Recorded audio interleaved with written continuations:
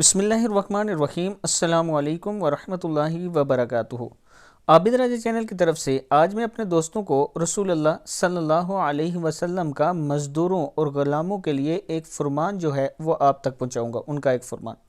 उससे पहले मैं अपने तमाम दोस्तों से गुजारिश करूंगा कि अगर आबिद राजा चैनल को आपने अभी तक सब्सक्राइब नहीं किया तो ज़रूर कर लें, ताकि डेली आप तक अच्छी अच्छी वीडियो पहुँच सकें। तो स्टार्ट करते हैं आज का लेसन। बिस्मिल्लाहिर्रहमानिर्रहीम।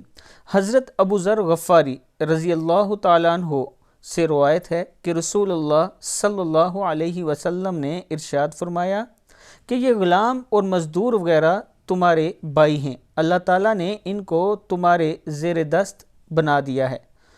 तो अल्लाह ताला जिसके ज़ेर दस्त इसके किसी भाई को कर दे तो इसको चाहिए कि इसको वो खिलाए जो खुद खाता है, वो पहने जो खुद पहनता है, और इसको ऐसा काम का मुकल्लफ ना करे, यानी ऐसा काम ना दे जो इसके लिए बहुत भारी हो और मुश्किल हो, और अगर ऐसा काम दे जो बहुत मुश्किल हो तो फिर इस काम में खुद इसकी मदद करे। सही बुखारी की हदीस है, सही मुस्लिम है, मुश्कात में है, मुश्कात शरीफ में भी मौजूद है।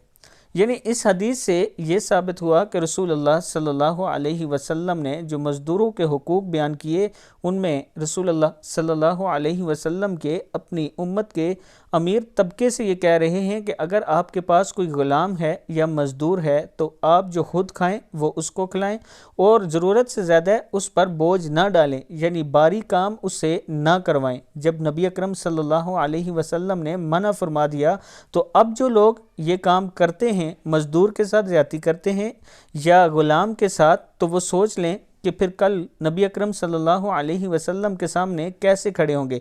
और जिन जिन दोस्तों तक ये हदीस पहुंच चुकी है उनका काम है आगे पहुँचाएँ, और जो दोस्त पढ़ चुके और सुन चुके उनका काम है इस पर ज़रूर अमल करें। इस वीडियो को ज़रूर आगे शेयर करें। अस्सलामु अलैकुम वरहमतुल्लाहि वबरकातुहू।